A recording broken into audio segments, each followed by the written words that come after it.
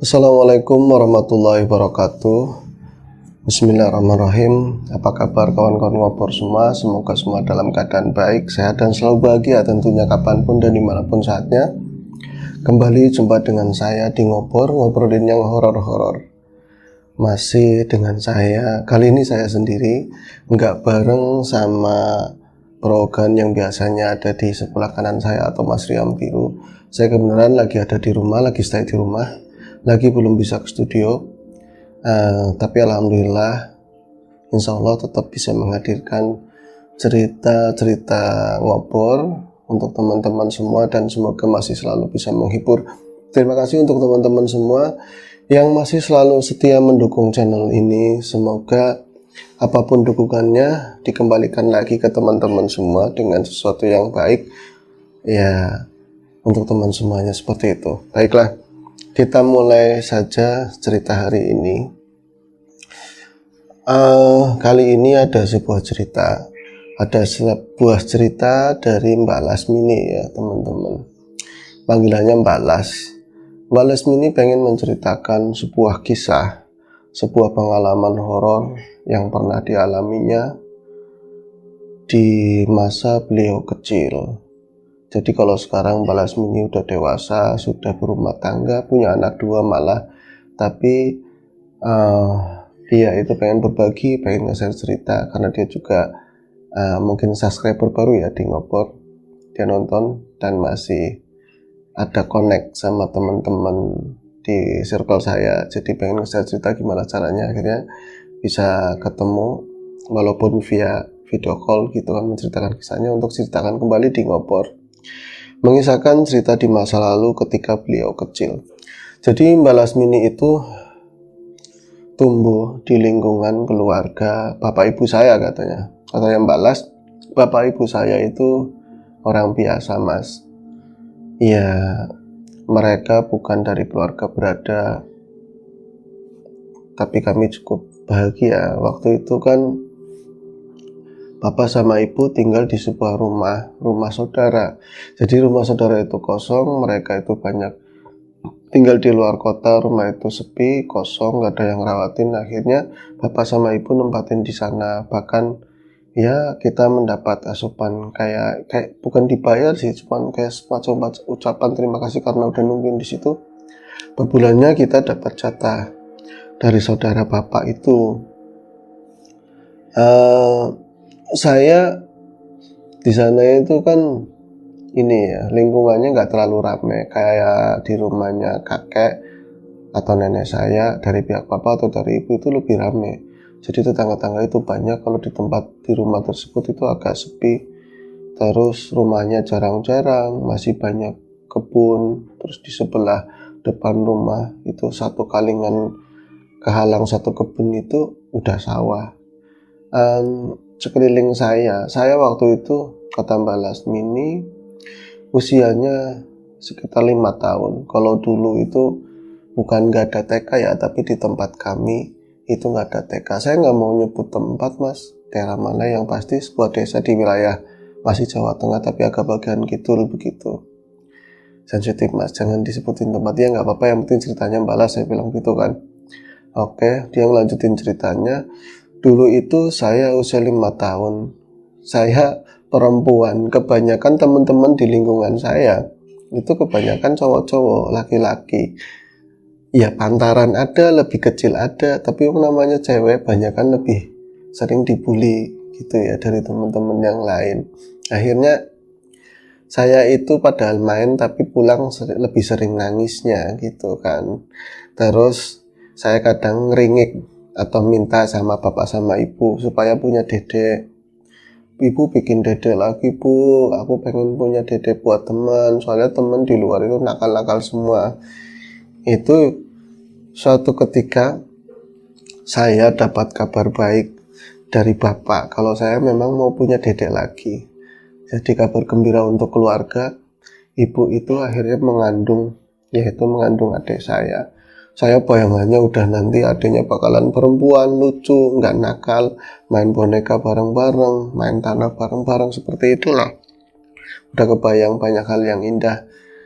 Begitu juga bapak sama ibu. Tapi ya kalau bapak pengennya cowok, kalau ibu pengennya perempuan, wis lah, nggak masalah. Yang penting saya bakalan punya temen untuk bisa main bareng di rumah, nggak bareng-bareng temen yang nakal-nakal itu.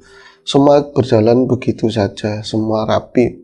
Kabar gembira itu tersampaikan juga kepada kakek nenek, mbah Uti, saya dari pihak bapak sama ibu.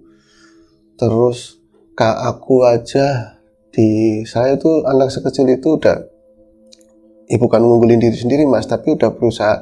Maksudnya saya mau punya adik, bapak lebih perhatian lagi sama ibu. Saya juga ngerti kalau ibu nggak boleh terlalu capek di usia itu. Saya mulai bantuin kerjaan ibu, walaupun yang ringan-ringan, nyapu-nyapu, ngepel-ngepel lantai itu mas. Terus kadang juga nyuci piring, nyuci baju yang ringan-ringan, meskipun baju saya sendiri lah, seperti itu. Semuanya berjalan baik. Terus ibu juga nampak sehat. Kami termasuk sangat bahagia. Satu ketika, ini mungkin awalan sebuah peristiwa yang nantinya akan banyak hal horor yang saya alami. Jadi mungkin menginjak usia kandungan ibu itu 7 bulan. Di lingkungan kami itu masih masyarakat ya orang Jawa lugu ya, orang Jawa yang dulu itu kan banyak megangin adatnya begini, adatnya begitu, nggak boleh gini, nggak boleh gitu. Dan kami itu nurut, bapak sama ibu nurut. Aku sih wong anak kecil ya, yang pasti cuman nggak boleh ini, nggak boleh itu, ya nurut saja lah seperti itu. Terus satu ketika ini malam 7 bulan, jadi diadakan sebuah acara 7 bulanan, cukup rame untuk orang-orang seperti kami. Saya sebagai anak kecil ngertinya seneng, ngertinya gembira. Saya punya adik, banyak orang dikumpulin lah seperti itu. Ada tetangga-tetangga, ada ini Mbak Uti, ada yang kakung dari pihak ibu sama bapak, ada saudara-saudara juga ngumpul di rumah saya. Acara 7 bulanan, meriah sekali. Saya gembira, sangat gembira. Tapi saking larutnya dalam gembiraan, dari pagi nyampe sore, sampai malam, belum juga acara selesai. Nyatanya saya udah terlelap, saya udah tidur.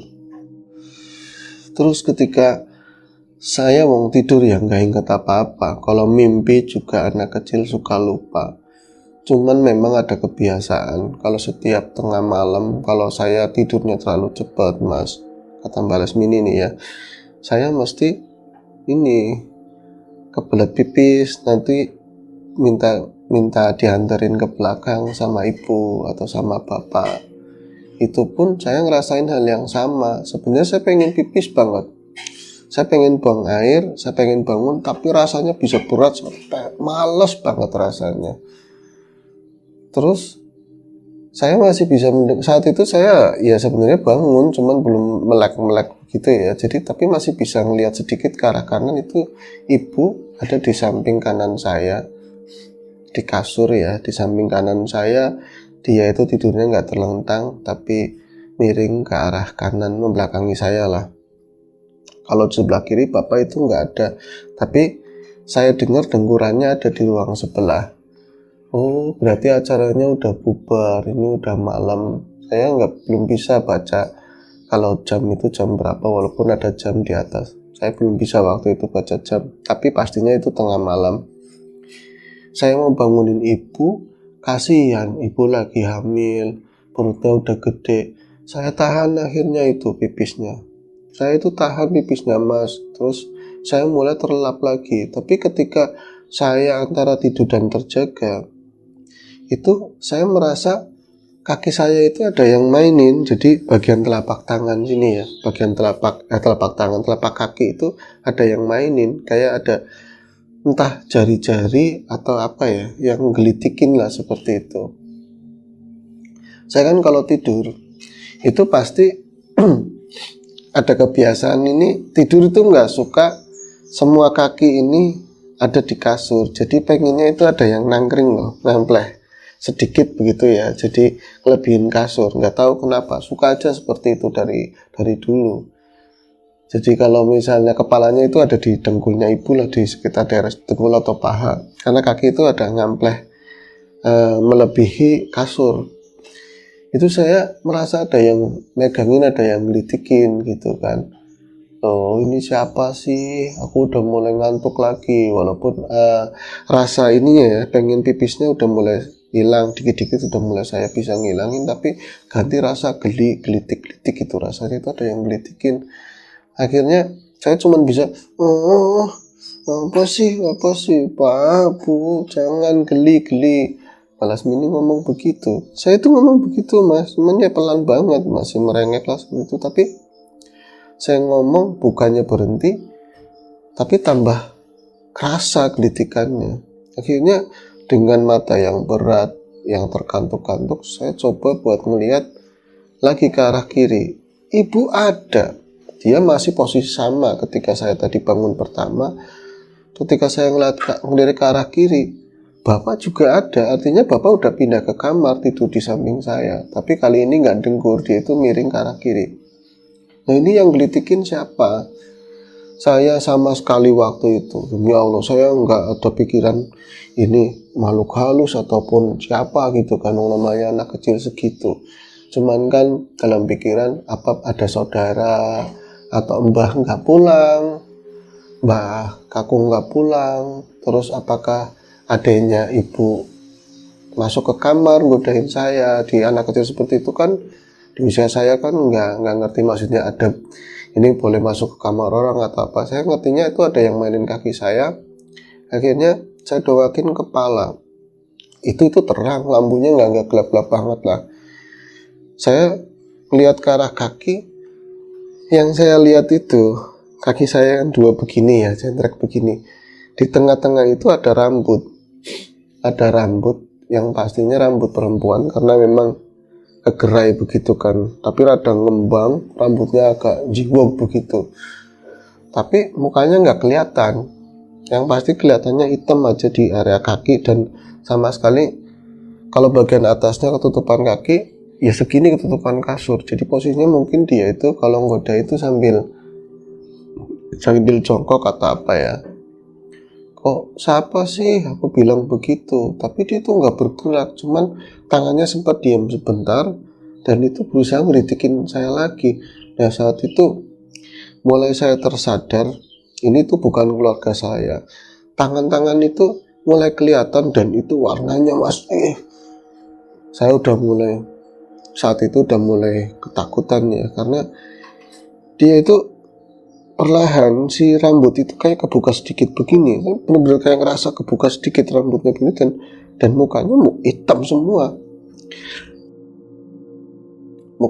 semua, terus jari-jari itu kelihatan tangannya bukan kayak tangan orang. Jadi tangannya itu ya gimana nih, kalau tangan orang ya jari-jari ya, kalau ada kuku panjang ya semestinya segitu, kalau dia itu kukunya itu panjang-panjang banget kelihatannya ya. Terus dia tuh kaki saya bener-bener kayak di keruas begitu, digelitikin begini. Makin lama saya kan udah merasa takut kan, mulai curiga ini siapa, dalam takut bertanya-tanya itu siapa. Dia itu mulai berdiri dan modelnya tuh apa ya, kayak dengkul duluan, kata Balas Mini itu.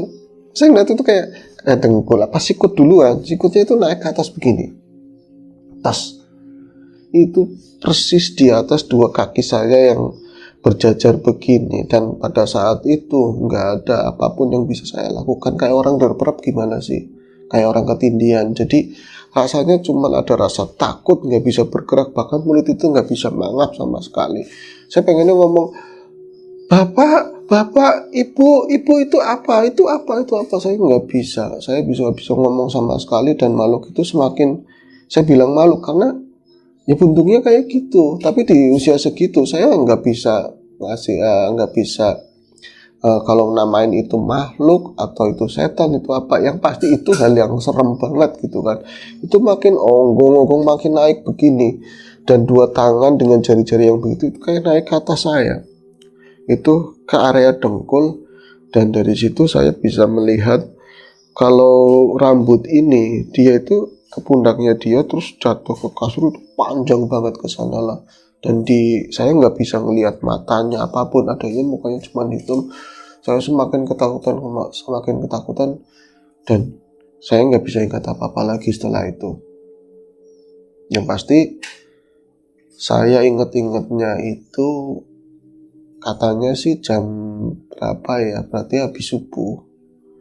Saya melek itu mas, jadi udah banyak orang dan ada beberapa saudara memang yang nginep di rumah, terus tetangga karena memang ribut-ribut rame-rame di rumah gitu, jadi mereka datang habis subuh, habis sholat subuh di musola ya, itu denger ada rame-rame. Jadi kata orang tua setelah saya bangun dan ya kemarian lah, saya bisa mencerna dari cerita-cerita mereka kalau saya itu tidur terus teriak-teriak itu nggak bisa dibangunin, kayak orang kelojotan nggak bisa dibangunin itu sampai lama banget, dan akhirnya itu bener-bener pingsan plek, pingsan nggak bergerak apapun, dibangunin, dikasih minyak kayu putih lah segala macam, diusahain buat bangun tuh nggak bisa bangun. Berarti rentangan waktunya itu antara dari jam 1 malam sampai habis subuh. Itu pun udah dipanggil sama ustadz, sama orang-orang tetua-tetua kampung situ lah, didoain macem-macem, dan akhirnya baru bangun saya sekitar jam tadi habis subuh. Bocah ya, walaupun ngalamin kejadian kayak gitu, saya merasakan trauma, saya merasakan takut, tapi ya sebentar lalu hilang. 1-2 hari ketika ada teman-teman yang nanyain, atau misalnya orang dewasa yang nanyain, Las, jarene katanya kamu itu lagi malam mimpi begini ya. Saya bilang iya, tapi saya suruh cerita nggak mau, sangat takut gitu loh. Dan setelah malam itu beberapa hari kemudian saya udah nggak kayak ngerasa pernah ngalamin kejadian itu lagi. Cuman suatu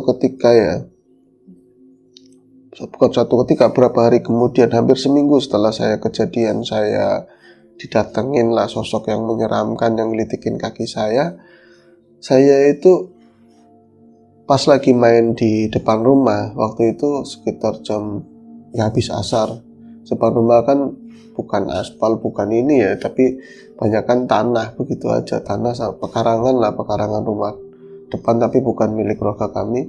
Saya lagi main-main tanah begitu, terus saya lihat ada seorang yang datang, laki-laki, bawa bapak. Saya itu kalau ngomongnya bawa bapak, usianya itu sekitar usia bapak saya, cuman kalau badannya lebih gede, lebih tinggi. Terus dia datang, nggak, biasanya kan kalau temennya bapak atau siapapun gitu yang ke rumah ngeliat anak kecil kan, Dek lagi main apa, siapa nih, atau Las lagi mainan, itu nggak nyapa sama sekali. Dia standar motor, terus ketok pintu. Nggak lama itu bapak emang lagi ada di rumah semua, bapak sama ibu itu ada di rumah. Terus nggak lama mereka sempat diem, saya nggak nguping, cuman kedengaran dari saya itu kayak rame-rame orang ribut-ribut begitu loh. Ya saya ngomonginnya kayak orang bertengkar lah. Akhirnya ya tak berani-beraniin karena kepo, karena penasaran, saya mulai naik ke teras. Anak kecil nggak pakai ngintip-ngintip dulu atau apa, saya langsung masuk ke dalam. Dan saat itu pas kayak si bapak saya itu kayak ngebrak pinggiran meja, brak begitu ke arah tamu. Tapi pas saya masuk itu mereka kayak tahu ada bocah kecil gitu, jadi nggak ribut. Ya orang berantem lah gitu. Tapi saya mau nanya juga nggak berani, bapak kok marah. Saya mundur lagi, tapi saya nggak dapatin ibu di ruang tamu tersebut. Cuman saya dengar seperti ada tangisan ibu. Akhirnya saya buru-buru keluar, dan nggak lama bapak itu ya marah-marahan lagi sama tamu tersebut.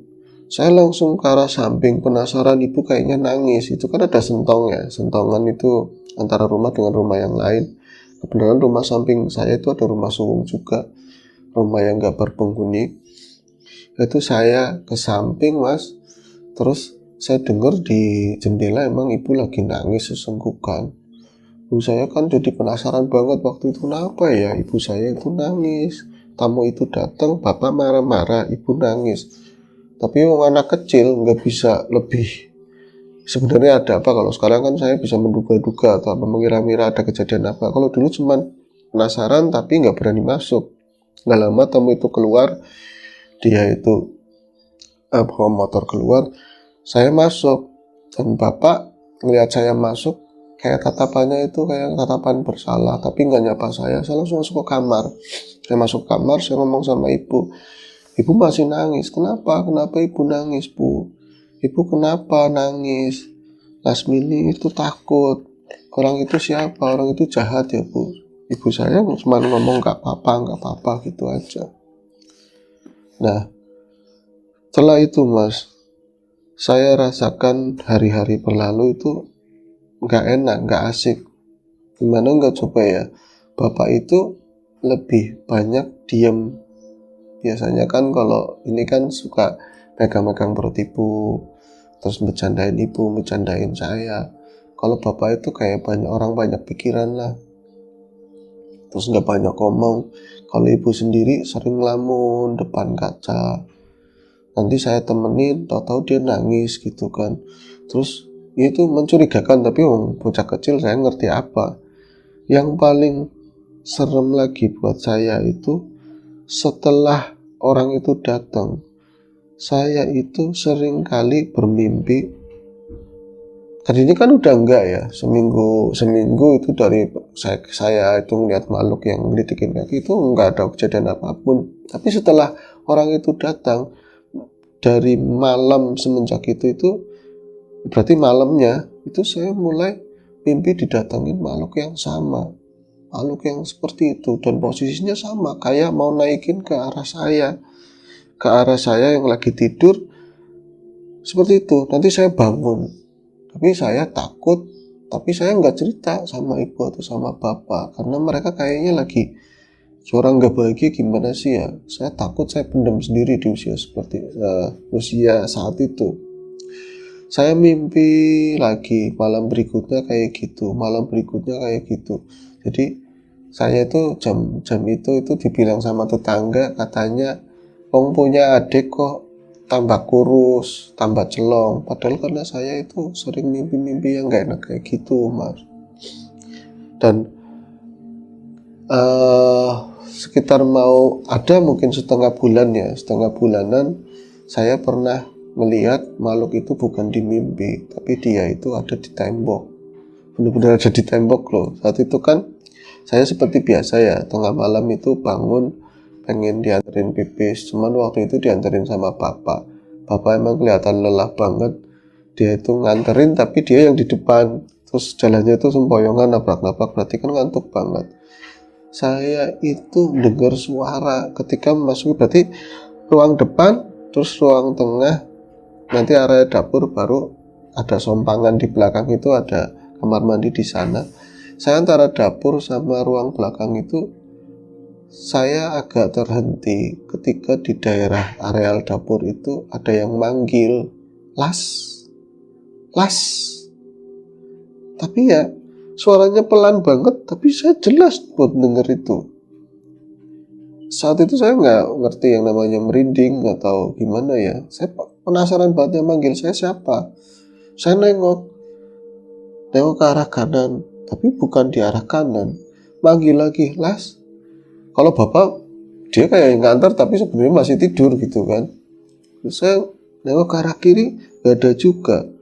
Terus las, lebih jelas lagi. Terus pas aku ngeliat ke atas begitu, saya ngeliat ke atas, ternyata makhluk itu ada di sudut tembok begini ya, antara penghalang ruangan, itu tembok penghalang ruangan dan ruangan yang yaitu saya jalan itu. Jadi dia itu antara pas sudutnya itu kayak nemplek begini loh, nemplek hitam, dan nggak sama sekali nggak jelas. Cuman saya bisa mengenali karena model rambutnya, model jarinya kayak kelihatan begini.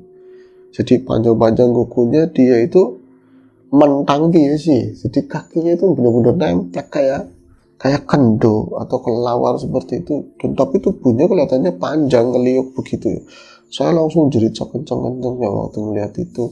Dan bapak mungkin yang tadi antar itu tidur itu langsung, kamu kenapa? Itu pak. Tapi bapak nggak ngeliat. Itu bapak nggak ngeliat. Terus saya langsung kayak diambil sama bapak ya, dipopong, digendong. Terus lupa nggak jadi ke kamar mandi. Saya benar-benar ketakutan. Tapi kayak anak kecil takut begitu, nggak terlalu digubris sama orang tua. Aku sempat nanya, iya begitu saja mas. Dan Di 1 jam berikutnya mungkin ya kebelet pipis lagi, dan saya itu pura-pura tidur, kan disuruh tidur sama bapak sama ibu, dilirik-lirik supaya tidur. Kalau itu nggak ada apa-apa. Saya mencoba untuk tidur, tapi sebenarnya saya nggak bisa tidur lagi.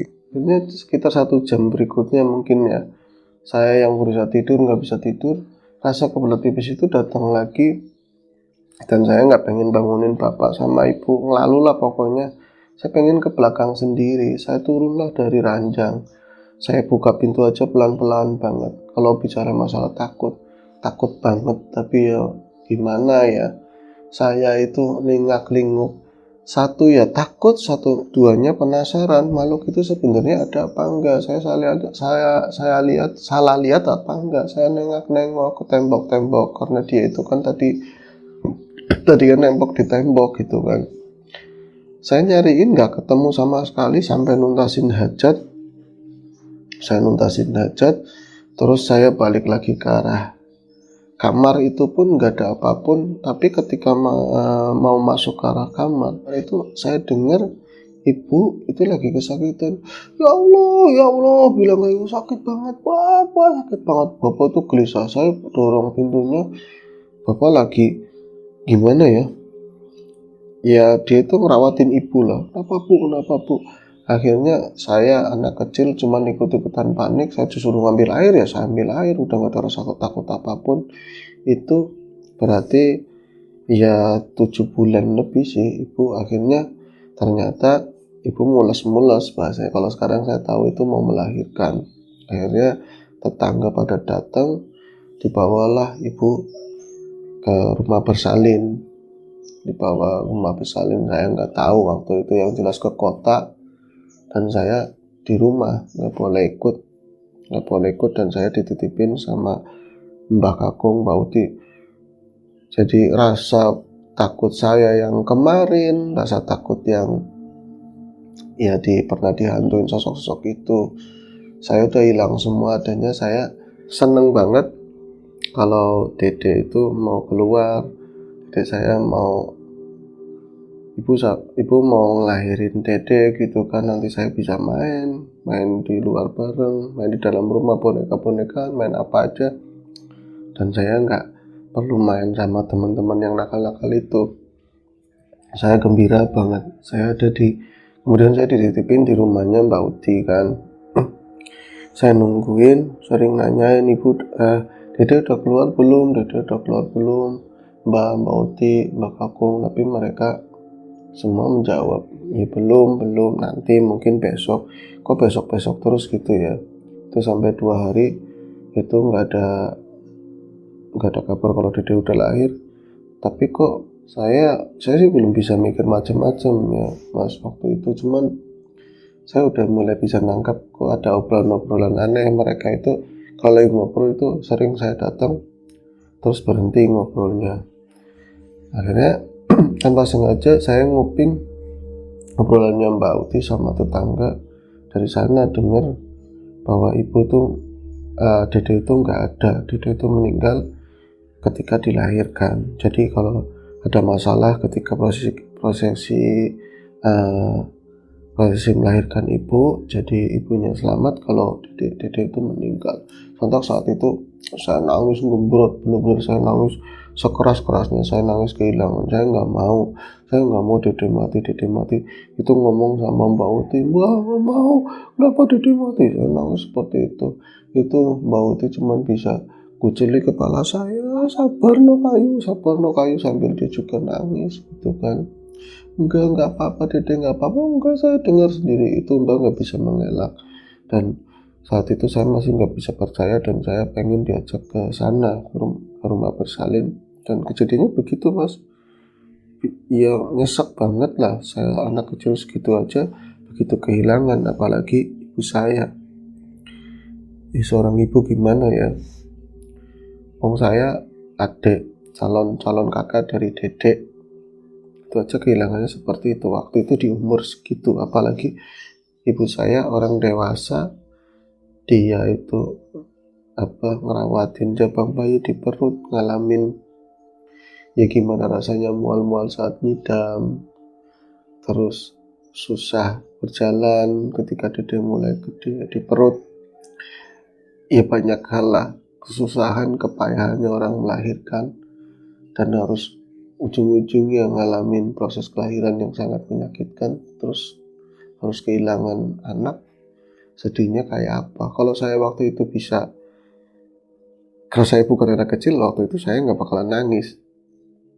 Justru saya bakal nenangin ibu saya bakalan nemenin ibu saya untuk nyabar-nyabarin dengan cara saya mungkin. Kalau waktu itu saya yang ada dirasa saya nggak tahu, belum tahu sedihnya sakitnya seorang tua kehilangan anak ya.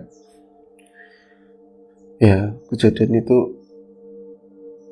akhirnya berlalu begitu saja ya, dengan kesedihan yang mendalam buat keluarga kami. Dan dari waktu itu sampai 2 tahun lamanya, 2 tahun atau mungkin 3 tahun, kami berubah. Artinya tadinya keluarga kami ceria, kami agak murung, keluarga kami agak murung. Jadi ibu setelah sehatnya juga gak banyak ngomong, bapak juga kayak orang gampang gimana sih ya. Saya semakin tumbuh, semakin kesana juga, semakin saya menjauh dari teman-teman saya jadi sosok penyendiri begitu kan. Sampai suatu ketika saya main ke tempat Mbak Uti dari pihak bapak. Saya ke sana karena memang kakakku lagi sakit, jadi sekalian nengokin. Biasanya kalau ada salah satu yang sakit dari keluarga kami ya, dari kakakku atau Mbak Uti, dari pihak bapak atau ibu, saya pasti datang. Tapi kalau dari pihak bapak itu nyaman, saya di sana, udah biasa di sana. Akhirnya saya datang ke sana. Itu berarti udah berapa tahun ya, semenjak semenjak ibu melahirkan ya udah hampir mau 5 tahun lah, mungkin agak gede gitu. Saya itu ya 5 sampai 5 10 sebenarnya sih masih anak-anak, nggak harus diceritain hal-hal yang sifatnya hanya didengar sama orang dewasa. Tapi di usia segitu mungkin ya keceplosan atau gimana, mbak cerita kalau dulu itu ketika ibu itu melahirkan adik saya, itu sebenarnya nggak semuanya medis, artinya itu ada gangguan dan ada orang nakal katanya. Dan sangat mengagetkan buat saya ya, yang nakal itu ternyata katanya itu seorang yang dulu itu datang ke rumah, orang itu yang bernama Pak Pono kayak gitu.